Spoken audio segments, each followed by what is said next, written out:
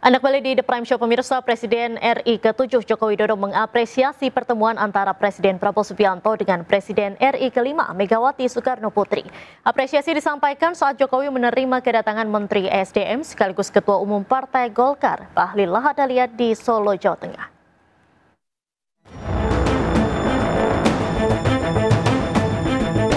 Menteri ESDM sekaligus Ketua Umum Partai Golkar Bahlil Lahadalia sowan ke kediaman Presiden ke-7 RI Joko Widodo di Solo, Jawa Tengah. Bahlil hadir bersama keluarga untuk bersilaturahmi dengan keluarga Presiden Jokowi Selasa malam. Dalam pertemuan keduanya, Presiden ke-7 RI Joko Widodo mengapresiasi pertemuan antara Presiden Prabowo dan Megawati.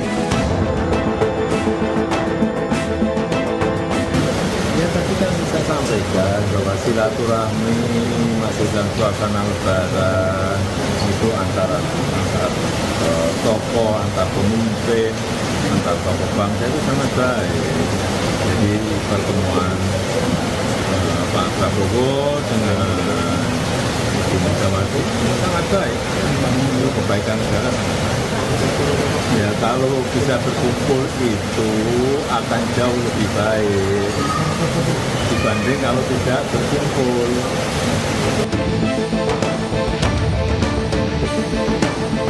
Presiden RI Prabowo Subianto bertemu dengan Presiden ke-5 RI Megawati Soekarno Putri pada Senin malam. Pertemuan keduanya berlangsung selama 1,5 jam. Pertemuan dilakukan secara tertutup di kediaman Megawati di Teguh Umar, Menteng, Jakarta Pusat.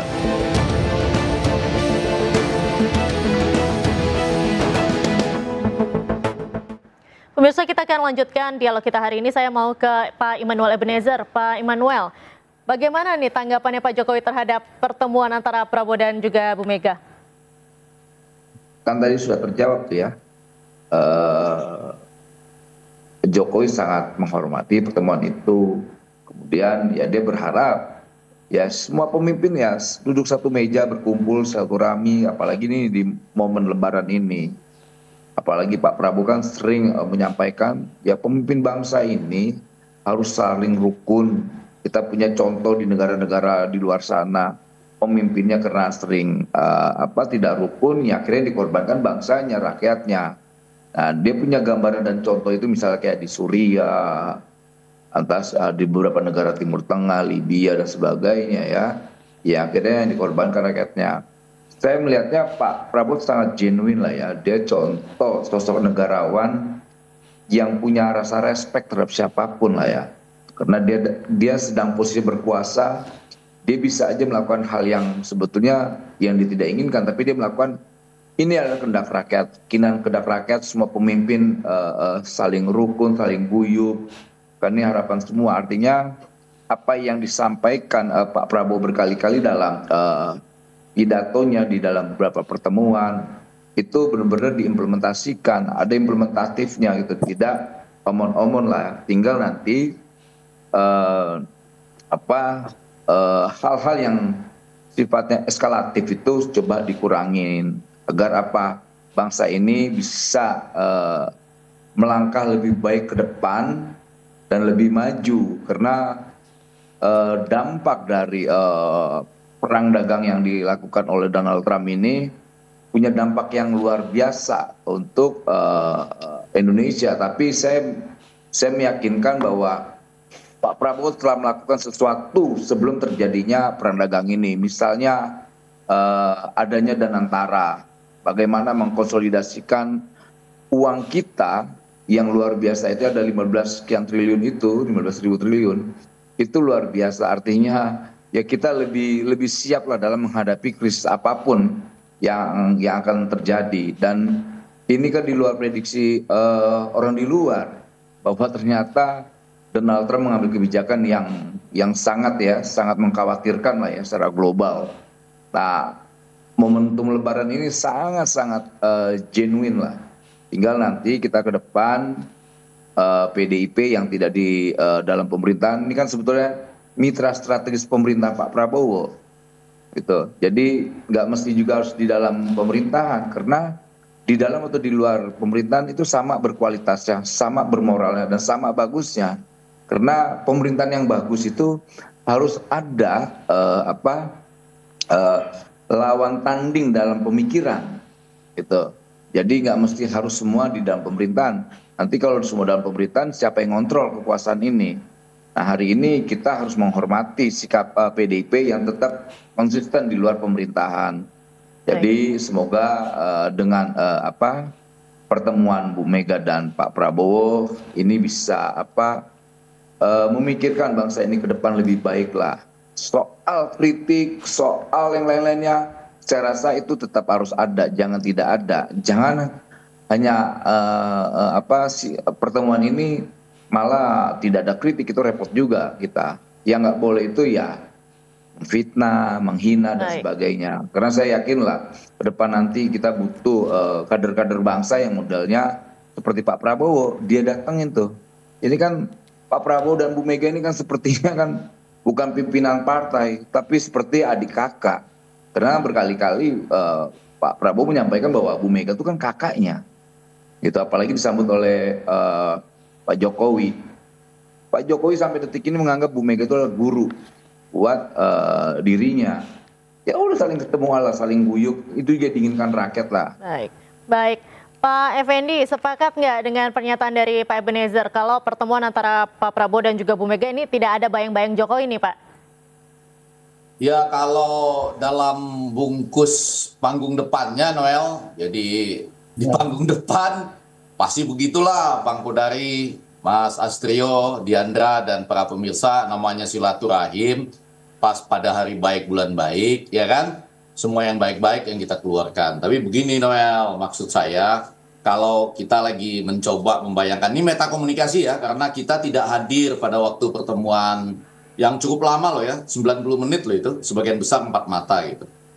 Nah, maksud saya sebelum pertemuan itu, apakah kemudian berlanjut ke dalam pertemuan itu urusan metakomunikasi. Tapi kurang lebih begini, kalau Bu Mega melihat Pak Prabowo misalnya berteriak, hidup Jokowi gitu ya, misalnya nih Noel, itu Bu Mega perasaannya kira-kira gimana ya? Nah itu saya membayangkan saja, walaupun di hari baik bulan baik, saya tentu harus punya persepsi yang baik juga gitu.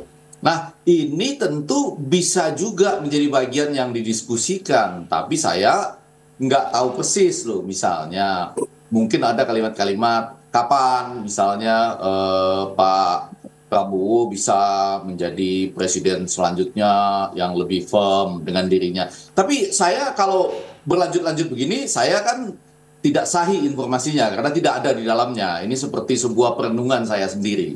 Tapi balik lagi kepada yang tadi Diandra, saya rasa lepas dari niat-niat baik di panggung depan, tentu ada panggung-panggung belakang juga. Nah, sudah disampaikan oleh Ahmad Muzani ya, Bang Muzani, bahwa ini bahkan Bu Megawati mengatakan sekiranya perlu untuk kepentingan bangsa, PDI Perjuangan tidak apa-apa. Dalam tanda petik dimanfaatkan bersama, kurang lebih begitu ya Noel ya. Itu tadi kalimatnya Bang Muzani gitu. Dan sekali lagi, tapi kami tetap di luar pemerintahan, tidak ada dalam koalisi. Nah ini sebagai pengimbang yang baik. Tetapi pada bagian lain, tentu saja saya juga menerawang bahwa dalam pertemuan itu ada juga pembicaraan tentang Kongres PDI Perjuangan. Entah siapa yang mulai ya, bisa saja Pak Prabowo yang mulai misalnya, sesama negarawan, sesama pimpinan partai kan, ketua umum gitu ya.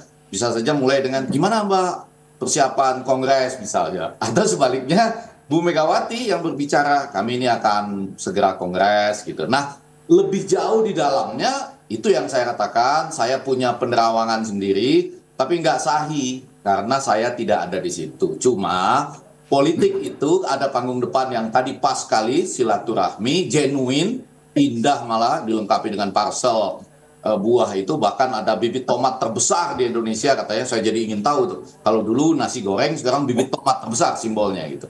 Sehingga Bu Megawati meminta, bisa nggak dapat bibitnya untuk ditanam lagi, maksud saya buah tomat terbesar. Pada bagian lain, ini juga ada panggung belakang, tentu saja bagaimana sama-sama menghadapi krisis yang tidak mudah ini. Bu Megawati punya pengalaman, tapi dalam waktu tidak terlalu lama juga ada Kongres PDI Perjuangan gitu ya, Pak Kapitra. Tentu saja ini juga adalah sesuatu yang harus terlaksana dengan baik bagi PDI Perjuangan di saat posisi ini masih juga antara ada persimpangan lah. Saya melihat masih ada persimpangan. Persimpangan Teuku Umar dengan persimpangan Solo. Baik, Bung Effendi. Pak Kodari, sebagai orang yang pernah dekat nih dengan Pak Prabowo dan juga dengan Pak Jokowi, Anda melihatnya seperti apa?